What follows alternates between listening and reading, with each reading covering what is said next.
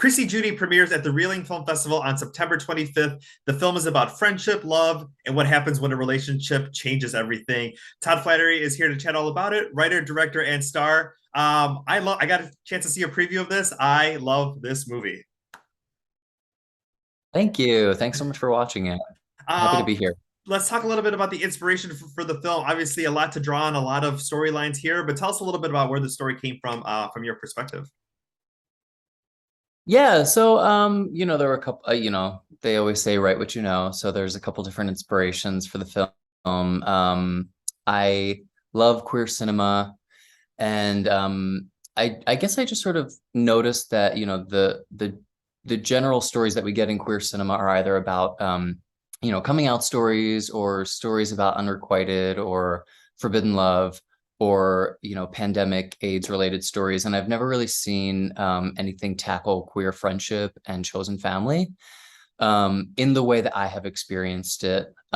So I wanted to talk about someone who has this, maybe one could call it a codependent relationship with a friend, and what happens when that friendship devolves, and what happens when two people grow apart who have otherwise been inseparable.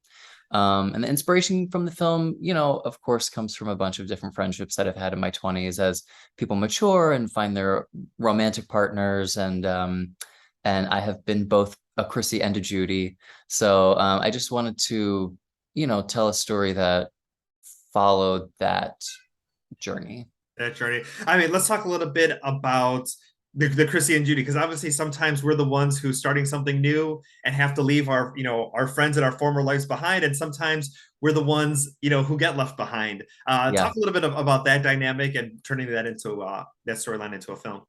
Yeah, so I think the other part of like what inspired me to tell this story was I was writing at a time when I was, I guess, more the Chrissy. I was in New York for 13 years working as a theater actor, and left that behind to pursue a romance with someone who lived in Philadelphia, who we had been dating for quite a long time. And it felt like the right move for me to make, and I'm very happy that I made that move. But there were definitely people who got left behind in the shuffle. And it wasn't anything that happened maybe as dramatically or as overnight as Chrissy leaves Judy. But it was an interesting dynamic to see a friendship grow apart when a romance intervened. Whether it could have been a past partner or just a friendship you developed with nothing romantic, but you had that person you always texted, you always hung out Fridays and Saturdays, you Oh knew yeah. everything about each other's lives. And then sometimes whether you might move to a new city, get a new job, or start a new relationship, that changes, and that hurts. I mean, that's what I think I love about this movie is it tackles that feeling that so many people in the LGBTQ plus community have, as far as like that one individual they can always count on, and when that changes, that shifts your whole world. Yeah, totally. I think we all have that friend who, we take to our sister's wedding, or, where our family members are saying, why aren't you and so together? Because there is a dynamic in queer friendships that there's always that element of, could we be together? Should this be romantic? And I wanted to follow Judy kind of eschewing these heteronormative relationships that we as queer people find ourselves trying to fit into. I hope that people see a little bit of themselves in it, and I hope that they take a better look at their friendships and recognize that, um, platonic romance is just as valuable as a sexual romance, and that these people are in our lives and they shape us. And I know I'm a changed person because of the queer friends that I have in my chosen family. And I want to support them as they, move into their endeavors as they do with me. And but it's not always the case that we get that like fine, clean ending like we always want. Creating happiness and as far as relationships go, because not every it's not one clear path that people need to find, and sometimes you reflect on yourself as far as like, this person has this type of happiness, this type of relationship, why don't I have that exact same type? And how this movie goes into those themes, because I think it's such an important thing to not judge yourself off of somebody else. As far as you reflecting on, not only in your mind, but writing it, directing it, and now that the film is, being shown, like how does that kind of shape, maybe reshape those stereotypes that we had before? Oh yeah, totally. I mean, in terms of like looking to other people's happiness and evaluating what your own happiness is, I think that's a huge component of the story where, Judy doesn't want to be in a relationship necessarily and is very happy with this friendship that he has, but then sees the growth and the good and all the wonderful things that Chrissy loves about his new life away from Judy in a new city with a new partner. And I think for me personally, my own journeyness with what happiness is, what I have discovered in the process of putting this film out there is that I am a creative person and that my soul is creative, not in just, artistically, but spiritually creative. And putting this work out there and putting my thoughts and feelings about relationships and the queer community out there is more fulfilling than any partnership has ever been for me. This is your And partner right here, right? Your work. yeah, exactly. It's my baby.